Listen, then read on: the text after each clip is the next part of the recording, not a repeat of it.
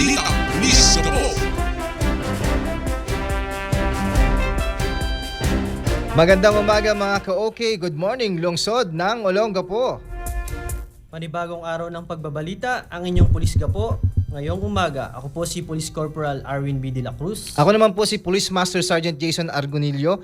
Huling araw na po ng Huwebes for the month of June. Marami po tayong naging activities this month at nagpapasalamat tayo sa lahat po ng aming sa lahat ng mga pagpapala at sa mga pagsubok. Siyempre, salamat din po sa aming mga nakasama sa buong buwan ng June and all the successful activities. Mula sa City Community Affairs Development Unit ng Olongapo City Police Office at welcome sa ating programang Pinalakas Online para sa ating mga kababayang Olongapeño. Sama-sama tayo para sa Balitang Pulis Gapo. Ang Olongapo City Police Office, katuwang ang Subic Broadcasting Corporation at ng 97.5 DWOK FM. Ito ang radyo ko bilang kapartner natin sa paghahatid ng mga mahalagang kaganapan at impormasyon. Happy Thursday everyone! Partner, batiin mo naman ang ating mga listeners na patuloy na nagsusubaybay sa ating programa. No. Kamusta po ang mga ka-okay natin? Sana po safe ang lahat. And thank God it's Thursday. Bagaman po nga maulan-ulan pa rin, partner, no? Sa kalsada habang tayo nagbibiyahe, patuloy pa rin po ang ating mga kababayan sa pagkayod at sa paghahanap buhay. Lalong-lalo na ang ating mga magigiting na mga marino. Ngayong araw ay ginugunita natin ang araw ng mga Pilipinong Marino or the Day of Filipino Seafarer. Ang araw na ito ay nilaan upang kilalanin ang sakripisyo, dedikasyon at mahalagang ambag ng ating mga marino at sa ating mga ekonomiya sa ating bansa. Sa ekonomiya ng ating bansa at sa pandaigdigang industriya ng paglalayag. Kasabay po dito, ipinagdiriwang din po sa buong mundo ang International Day of Seafarer bilang pagkilala sa kanilang mahalagang papel sa pandaigdigang kalakalan at transportasyon. Maliban dyan, partner, ginugunita rin po natin ang Arbor Day sa Pilipinas bilang paalala sa kahalagahan sa pangangalaga sa kalikasan at pagsusulong ng pagtatanim ng mga puno para sa ating mga luntiang kinabukasan. Mula po sa programang Balitang Pulis Gapo, ang himpilan ng 97.5, isang pagpupugay sa ating mga marino at sa lahat ng nagsusulong ng pangangalaga sa kalikasan. At sa ating ulat panahon, partner, sa lungsod ng Olongapo at mga karatig lugar, inaasahan ang maulap hanggang maulang panahon sa buong maghapon. May posibilidad ng mga pag-ulan at pagkulog pagkidlat, lalo na sa hapon at gabi. Dulot ng umiiral na habagat o southwest monsoon. Pinapayuhan ang publiko na magdala ng payong o kapote at maging maingat sa paglalakbay. Ang temperatura ay maaaring umabot ng humigit kumulang 30 degrees Celsius sa pinakamataas at 26 degrees Celsius sa pinakamababa. Bagya hanggang katamtaman ang ihip ng hangin at mananatiling maalinsangan ang pakiramdam sa ilang bahagi ng araw. Samantala, sisikat ang araw bandang 5:31 ng umaga at lulubog naman ito ng bandang 6:31 ng gabi. Muli, pinapaalalahanan ang lahat ng maging alerto sa mga abiso mula sa mga kinauukulang ahensya lalo na kung may malalakas na pag-ulan at pagkidlat sa inyong lugar. Ayan, partner, sa sitwasyon ng presyong petrolyo, may update ka ba para sa ating mga tsuper at motorista? Oo, partner. Narito ang pinakahuling ulat sa fuel price update sa Pilipinas kahapon, June 24, 2026. Nagpatupad ang kumpanya ng langis ng malaking rollback sa presyo ng mga produktong petrolyo noong June 23, 2026. Ayon sa Department of Energy, bumaba ang presyo ng gasolina mula 3 pesos and 90 cents hanggang 5 pesos and 90 cents kada litro, habang ang diesel naman ay bumaba ng mula 9 pesos and 4 cents hanggang 11 pesos and 4 cents kada litro. Ang kerosene ay nagkaroon din ng rollback na mula 9 pesos and 82 cents hanggang 11.82 cents kada litro. Ayon sa mga eksperto, ang pagbaba ng presyo ay dulot ng pagluwag ng tensyon sa pandaigdigang merkado ng langis at pagbuti ng supply situation sa international market. Pinapayuhan ang mga motorista na samantalahin ang pagbaba ng presyo ng petrolyo at bantayan ang mga opisyal na anunsyo ng mga kumpanya ng langis para sa eksaktong oil price adjustment na ipatutupad ngayong linggo. For more advisories at updates ng fuel prices, maaaring bisitahin ang Department of Energy Philippines, ang Petron Philippines, at ang Shell Pilipinas. Ayan, salamat partner. No? Ang ulat panahon at presyo ng petrolyo ay patuloy pong binabantayan ng inyong kapulisan dahil may malaking epekto ito sa pamumuhay ng bawat Pilipino. Ang Olongapo City Police Office ay kaisa sa pagbibigay ng tamang impormasyon upang ang ating mga kababayan ay maging handa at maayos na makapagplano sa kanilang pang-araw-araw na buhay.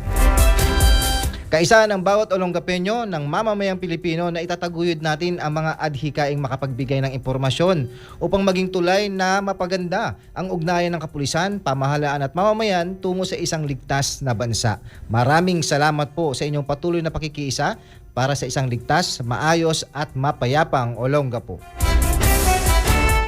Kami ang inyong makakasama ngayong umaga para magbigay ng mga komprehensibong detalye patungkol sa mga programs and activities na isinagawa ng inyong kapulisan dito sa lungsod ng Olongapo. Aming ihahatid ang mga kaganapan na may kaugnayan sa pagpapatupad ng ating mga peace and order sa ating lungsod sa pamamagitan po yan ng aming mga PNP activities. At sa pagsasakatuparan ng mga hakbang at gampanin na tutugon para sa ating mga kababayang Olongapeño, katuwang ang himpilan ng 97.5 sa pagpapalakas ng ating programa para sa pagbibigay ng mas malawak na impormasyon.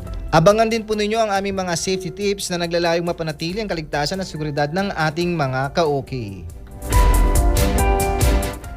At sa ating pagpapatuloy, ang mga kaganapan na may kaugnayan sa pagpapatupad ng ating peace and order sa ating lungsod sa pamamagitan ng ating mga PNP activities sa ilalim yan ng pamumuno ng aming City Director, Police Colonel Dionido S. Maniago Jr.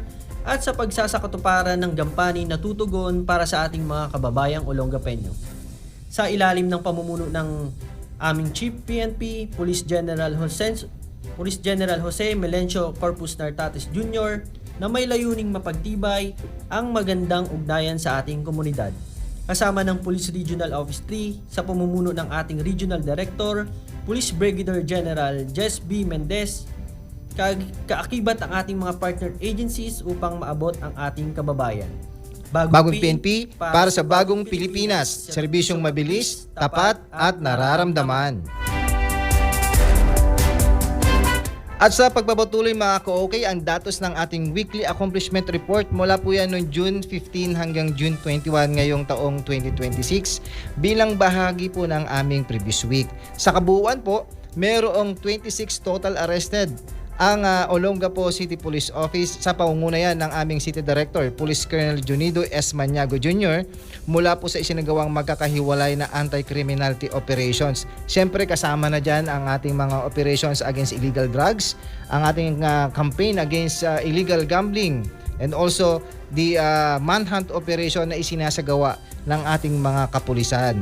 Sa campaign against illegal drugs po, 11 drug personalities po ang naaresto ng Olongapo City Police Office mula po sa matagumpay na isinagawang anti-illegal drug operations at pagkakakumpiska ng 19.4 grams na shabu at may kabuuang halaga na 132,246,000 pesos. Partner, mamaya sa ating pagbabalik, hihimay-himay natin ang ating mga balita patungkol sa anti-illegal drug operations, manhunt operations, and also the illegal gambling na isinagawa ng ating mga kapulisan. And of course, gusto kong batiin ang medical center ng Bay Point na kung saan nga kasama natin sila kahapon, na kung saan nga nagkaroon tayo ng MOA signing. Oo, partner. Ayan. At kasama ka rin sa? Nag-donate ako doon, partner. Yes, ayan. Magandang umaga po sa lahat ng mga medical staff, doctors, and lahat po ng mga personnel ng bumubuo ng Bay Point Hospital. Magandang umaga po sa inyo. At magandang umaga rin po sa amin pong kapitapitagan na aming City Director, Police Colonel Dionido S. Maniago Jr. na kung saan ay isa siya sa nagbigay ng mensahe at nagpasalamat sa buong staff po ng Bay Point para sa isinagawang MOA signing. Ayan, magbabalik po ang Balitang Pulisga po matapos ang ilang paalala. Manatili nakatutok sa himpilan ng 97.5. Muling nagbabalik ang inyong balitang Pulis Gapo sa pagpapatuloy sa ating campaign against illegal drugs. 2 individual ang naaresto sa isinagawang bypass operation ng Olongapo City Police Office sa Barangay Calaklan, Olongapo City. Kinilala ang mga naaresto na sina alias Bobby, 25 years old, residente ng Asinan Proper, Subic, Zambales, at si alias Daisy, 46 years old, residente ng Barangay Barreto dito sa lungsod ng Olongapo na kabilang umano sa drugs watch list.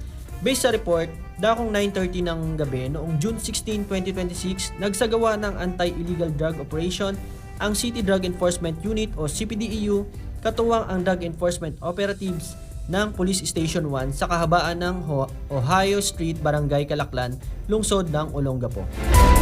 Nagresulta ang operasyon sa pagkakaaresto ng mga suspect at pagkakakumpiska ng 4 na heat-seated plastic sachet na naglalaman ng shabu na may kabuuang timbang na 4.47 grams at may standard drug price na 30,396 pesos. Na-recover din mula sa operasyon ng 500 peso bill na nagsilbing bypass money at isa pang 500 peso bill na pinapaniwalaang may kaugnayan sa illegal na transaksyon.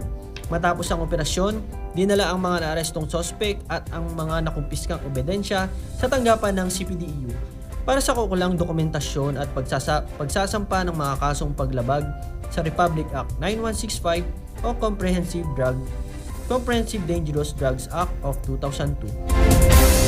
Ayon kay City Director Police Colonel Maniago, ang matagumpay na operasyon ay malinaw na pagpapatupad ng pinaigting na PNP Focus Agenda, partikular sa kampanya kontra illegal na droga at pagpapanatili ng ligtas na lungsod na Olongapo.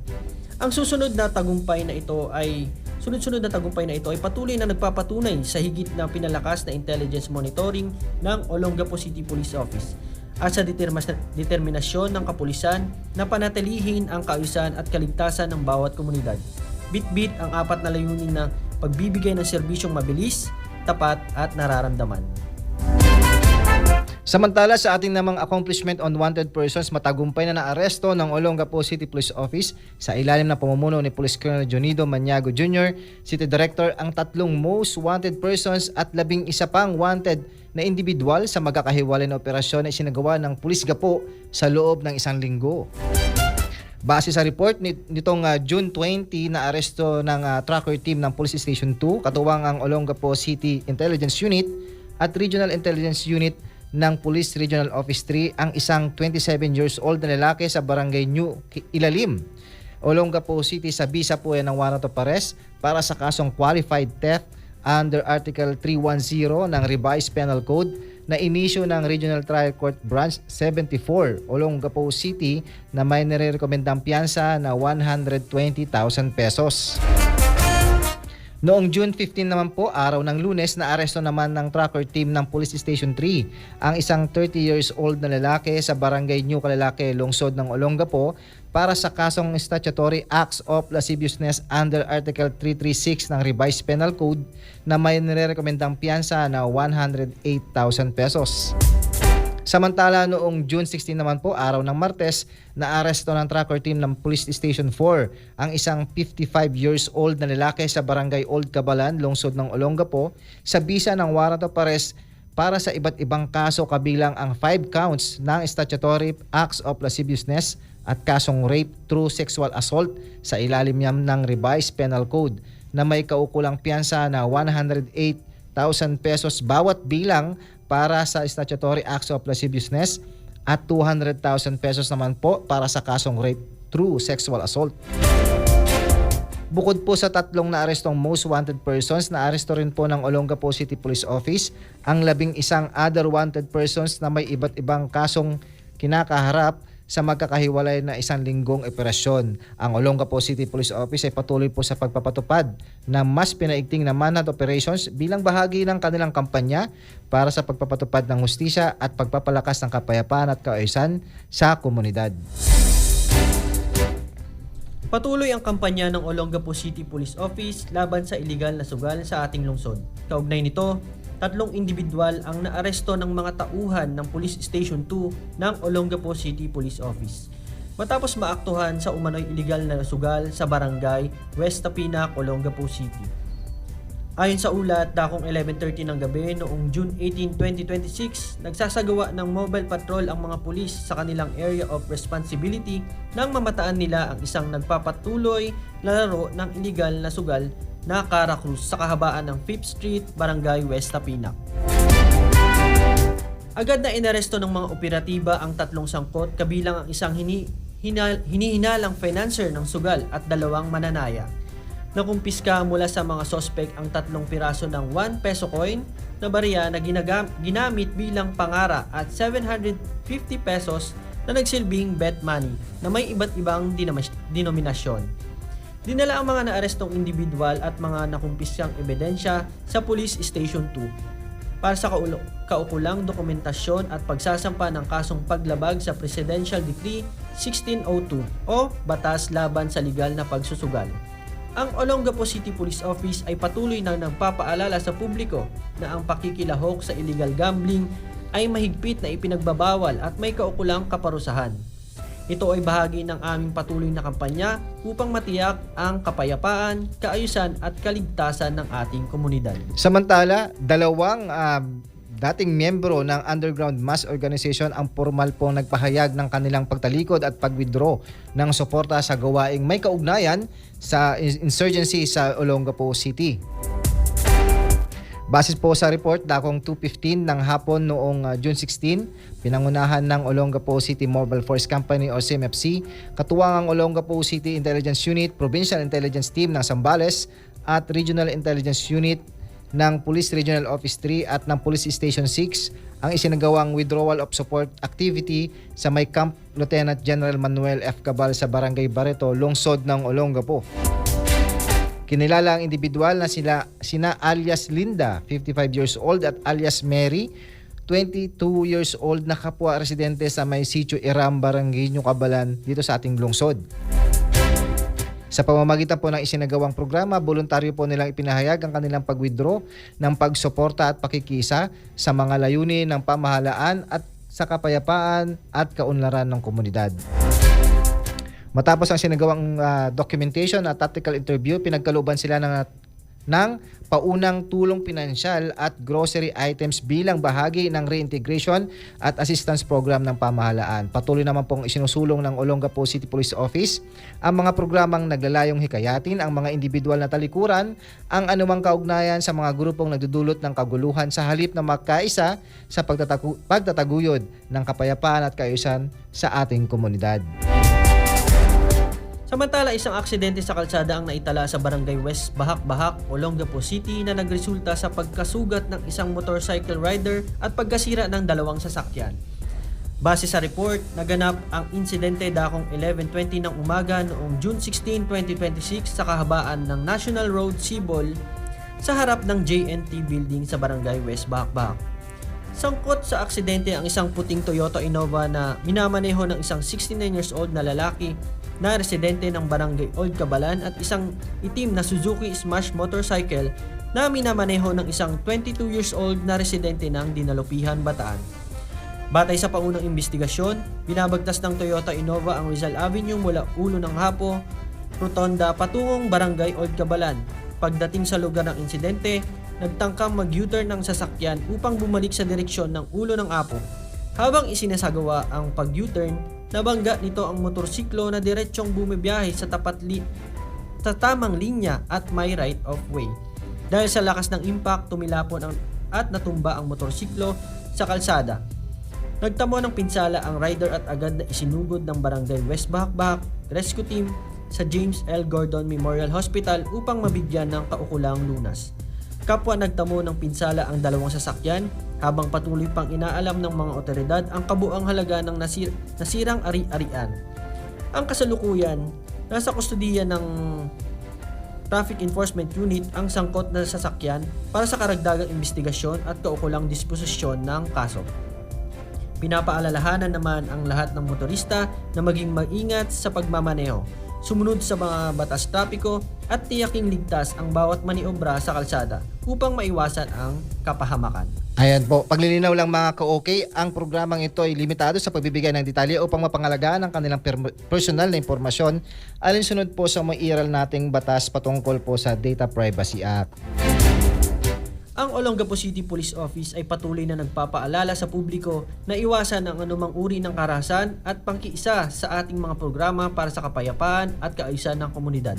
Ayan, mamaya partner, ibibigay natin ang ating mga report at mga balita patungkol sa ating mga community engagement at maging ang ating safety tips bilang bahagi po ng ating intensified information operation. Siyempre, kasama na dyan ang ating balitang pangkomunidad, serbisyong nararamdaman at maging ang ating mga safety tips para sa mga motorista, lalo na ngayon dahil maulan. Ayan, magbabalik po ang Balitang Pulis ka po matapos ang ilang paalala, manatiling nakatutok sa himpilan ng 97.5. Muli nagbabalik ang inyong Balitang Pulis ka po para naman po sa ating isinagawang community engagement sa loob ng ating lungsod, Balitang Pangkomunidad.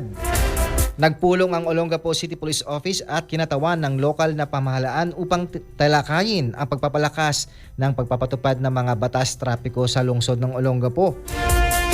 Noong June 23 po, araw ng Martes, dumalo si Police Colonel Junido S. Maniago Jr., City Director ng Olongapo City Police Office, sa isang committee meeting na ginanap sa may Sangguniang Panglungsod Session Hall sa Olongapo City. Layunin na pagpupulong na suportahan ang mga minumungkahing pagpapabuti sa Memorandum of Understanding or MOU sa pagitan po ng Olongapo City Police Office at lokal na pamahalaan kaugnay po sa pagpapatupad ng mga batas trapiko sa lungsod. Naging daan ang pagpupulong para sa masinsinang talakayan hinggil po sa pagpapalakas ng ugnayan at koordinasyon ng mga ahensya ng pamahalaan upang higit na mapabuti ang pagpapatupad ng mga batas trapiko at mapanatili ang kaayusan at kaligtasan sa mga lansangan sa lungsod. Ayon sa mga opisyal, ang mga minungkahing pagbabago sa kasunduan ay inaasahang makakatulong upang maging mas epesyente at mas ang pagpapatupad ng mga regulasyon sa trapiko. Mabawasan ang mga paglabag at higit na mapangalagaan ang kaligtasan ng mga motorista, pasahero at mga pedestrian. Patuloy naman pong nananawagan ang Olongapo City Police Office sa publiko na makiisa sa pagpapanatili ng disiplina sa kalsada at mahigpit na pagsunod sa mga batas trapiko upang matiyak ang isang ligtas, maayos at maunlad na Olongapo City. Samantala, patuloy na pinangunahan ng Olongapo City Police Office sa ilalim ng pamumuno ni City Director Police Colonel Dionido S. Maniago Jr. ang serye ng pagbisita sa iba't ibang paaralan sa lungsod mula ng pagbubukas ng klase noong June 8, 2026. Layunin ng inisyatibong ito na laging tiyakin ang kaligtasan at seguridad ng mga mag-aaral, guro, kawani ng paaralan at mga magulang. Patuloy ang pag-monitor at pag-inspeksyon ni Police Colonel Maniago sa ipinatutupad na security measures sa mga paaralan at minomonitor ang deployment ng mga pulis na nakatalaga upang magbigay tulong, magpatupad ng kaayusan at tiyakin ang mapayapang kapaligiran sa loob at paligid ng mga paaralan. Kasama rin sa kanilang pagbisita ang pakikipag-ugnayan sa mga school administrators at iba pang stakeholders upang matukoy ang posibleng issue sa seguridad at agad na makapagpatupad ng kaukulang hakbang para sa kapakanan ng mga estudyante at ng buong komunidad ng paaralan. Ang programang ito ay bahagi ng mas pinalakas na kampanya ng Olongapo City Police Office sa ilalim ng Balik Eskwela 2026 na naglalayong makapagbigay ng ligtas, maayos at maaliwalas na kapaligiran para sa pag-aaral ng bawat kabataan. Pinapatunayan na ang hakbang ito ang matatag na pangako ng OCPO na pangalagaan ang kapakanan ng mga mag-aaral at suportahan ang sektor ng edukasyon sa pamamagitan ng pagpapanatili ng kapayapaan at kaayusan sa ating mga paaralan. At para naman po sa ating serbisyong nararamdaman, isang mahalagang hakbang para sa mas pinalawak na serbisyong mga tao ang isinakatuparan ng Olongapo City Police Office at ng ACE Medical Center Bay Point sa pamamagitan po ng paglagda sa isang Memorandum of Understanding para sa pagsasagawa ng Blood Donation Drive. Ang nasabing kasunduan ay alinsunod po sa PNP Focus Agenda on Moral and Welfare of Personnel at sa patuloy na paghahatid ng serbisyong nararamdaman sa komunidad. Layunin ng partnership na hikayatin ang kultura ng voluntaryong paglilingkod at malasakit sa kapwa sa hanay ng mga kawani ng Olongapo City Police Office. Inaasahan ding makakatulong ito upang matiyak ang sapat na supply ng dugo para sa mga pasyente at mga nangangailangan ng agarang tulong medikal. Higit pa sa isang programang pangkalusugan, ipinakita ng inisyatibong ito ang aktibong pakikilahok ng mga pulis sa mga gawaing makatao at makabuluhan para sa kapakanan ng komunidad.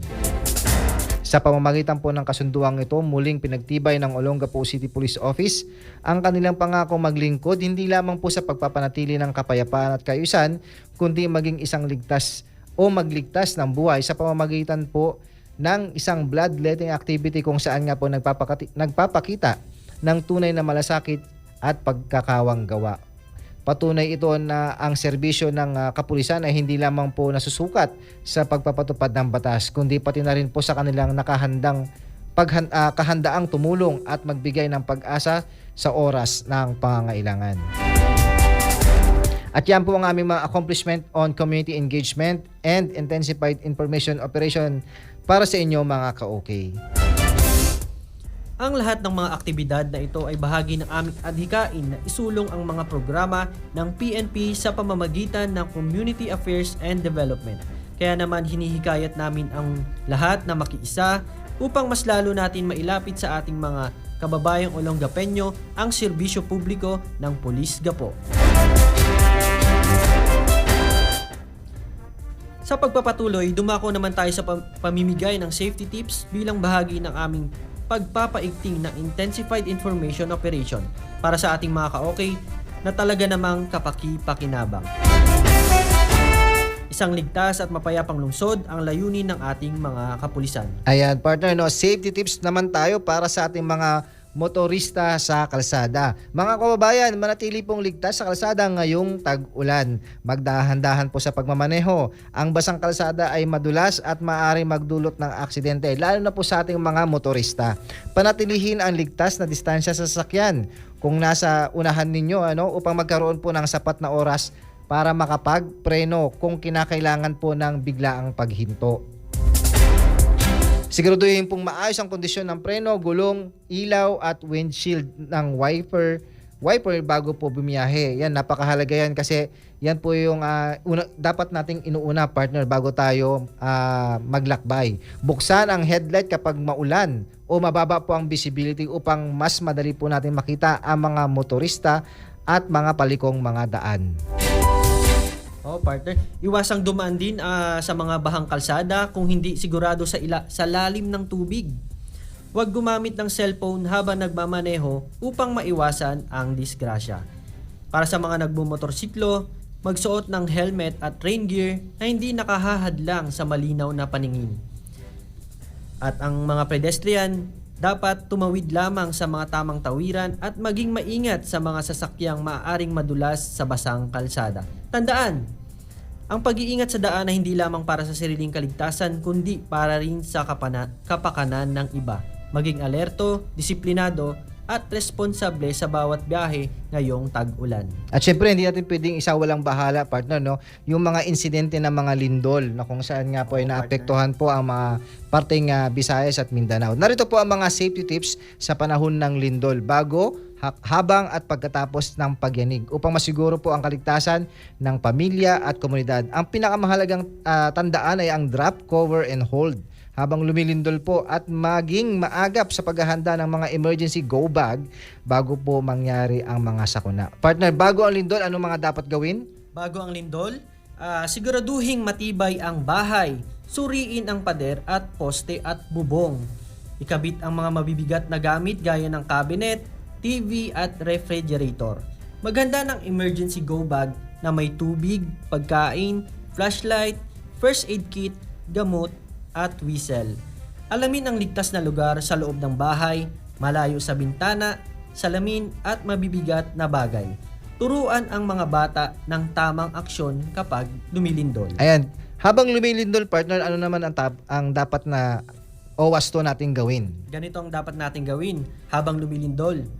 Drop, cover, and hold. Yumuko, magtago sa ilalim ng matibay na mesa at humawak hanggang matapos ang pagyanig.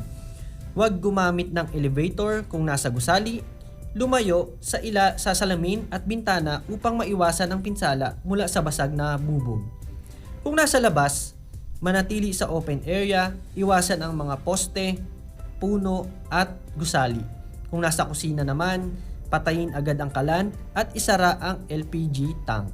Kahit matapos ang lindol, partner, no, hindi pa rin po tayo safe. Ano mga dapat gawin pagkatapos ng lindol, partner? Oo, partner. Siyempre, pagkatapos ng lindol, maging alerto tayo sa aftershocks. Ulitin ang drop cover, hold kung may kasunod na pagyanig. Suriin ang bahay para sa bitak, sirang kable at gas leaks. Lumabas ng maayos at pumunta sa open area o evacuation sites. Iwasan ang tulay at matataas na gusali na maaaring gumuho. Makinig sa advisories mula sa PHIVOLCS at NDRRMC lalo na kung malapit sa dagat. Sa mga tsunami warnings, makinig tayo sa mga ng PHIVOLCS advisories. Yan, tama yan, partner. Kamustahin ang mga bata at pakinggan ang kanilang nararamdaman upang mabawasan ang trauma. Paalala, kaligtasan muna bago ari-arian. Huwag bumalik agad sa loob ng gusali hanggat hindi ito nasusuri ng otoridad.